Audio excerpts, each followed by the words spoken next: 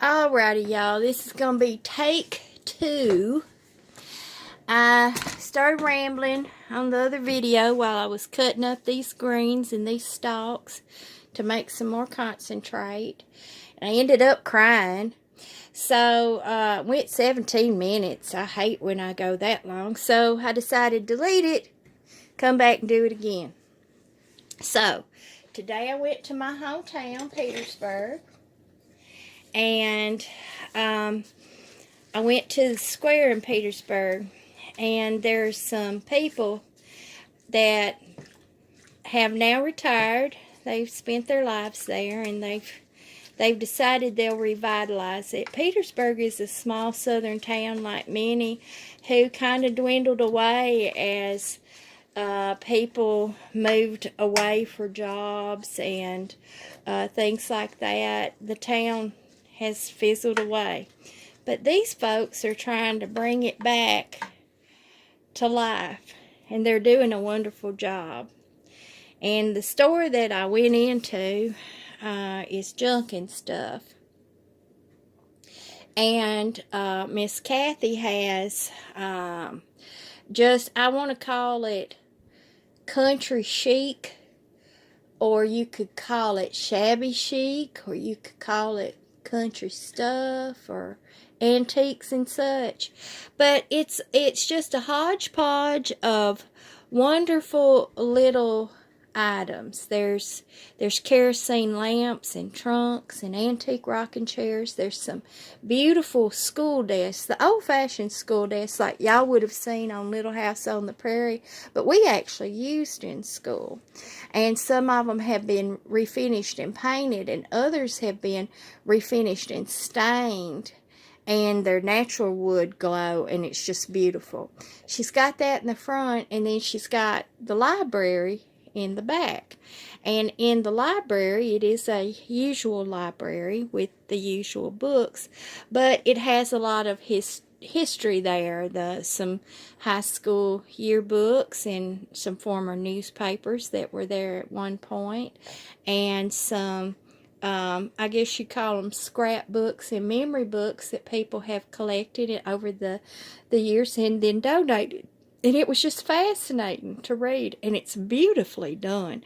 Now, this little town is Victorian, Edwardian era. It was founded in the late 1800s, and so it is a typical little southern town square. And some of our buildings are gone, but the ones that are there are now being revitalized. We've got an art museum adjacent to that I'm looking forward to going into. It's the Wooden Indian. And then there's another store that's going to be opening up that is going to have mid-century furniture for sale. So the town is coming along. They had a spring fling last weekend. It did real good. But I wanted to tell y'all that, so now I'm going to be having new friends that are actually old friends on my YouTube channel, because the lady I mentioned, Miss Kathy, she and I worked together for 10 years, and she knew about my herbs and that kind of thing, and so she's known how my fascination for that was, but these other ladies did not. And so they have a little bistro type setting outside the store where they sell fried pies and homemade fudge and hot dogs and things like that. It was just wonderful, y'all. It was heartwarming. And if you've not been part of a Mayberry type upbringing, I feel sorry for you, because it's the best. It's absolutely the best to be able to sit with people that remember when you were born, saw you as you were coming up, saw you be an absolute idiot a couple of times in your life, and then see you turn out halfway all right and be proud of you and love you and share their time with you. It's just wonderful. It's wonderful. So I got to do that, and while I was there, I started talking about these plants, and several of the ladies there. I mean, these are women that are older than me. They were my mother's age, and my natural mother, and so they've gotten into those times of having joint aches here and there, and some flare-ups of arthritis, and just those kinds of things. And so they were interested in my herbs and my healing and my natural remedies. So we sat there and we talked, and it was so healing for me. These are people that, whether they realized it or not, I always looked up to. They were influential into my life, even though I didn't know it, and they didn't know it, more than likely. And I didn't really only know how much until I grew up. And I want to mention that because I want to mention this. If you ever get a chance to go back to people who were adults when you were a child, and to talk to them, and to tell them how much they mean to you, and how much they shaped you into being a decent person, or even if you turned out to be a darn mess, these people love to see how you turn out. I am that way myself. I'm 53. So there are people, they're adults now with children, that I remember when they were born. And when I see them now, I'm just like, oh my word, I'm so proud. Because at any point in our lives, it can just all go south in a heartbeat. One little thing can take us down the wrong path, or can take us away. And so when you get to see people turn out all right, it's wonderful. And it increases your heart. It increases your love. And I see people that I taught in school, they're adults now. There was a whole bunch of little rotten boys in the 6th grade that it was so hard to get them in line. I taught school for a couple of years, and they were just difficult. And when I see them now, I've actually written job references for them. I've helped them get jobs. Several of them have actually worked for me in different jobs, and they just keep going. They just keep going and being successful adults, and that pleases me to no end, to think that maybe, just maybe, one little thing that I ever did helped them. And when I see somebody that went down a little different path, I try to pull them to the side and go, hey, is there something I can do for you? Is there a way that I can help you?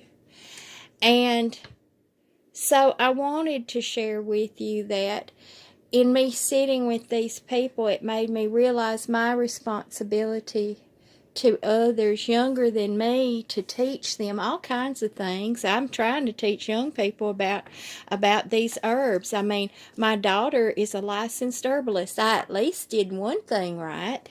So then there's more that I influence. So I'm proud of that, and I want y'all, whatever your industry is, whatever your job is, whatever your art is, whatever your passion is, if you can share that with a young person, if you can share a kind word, and if you can help the next generation, the one after that, come along and be better, more responsible people, well, that is our responsibility. It absolutely is. And so I'm excited. I'm replenished.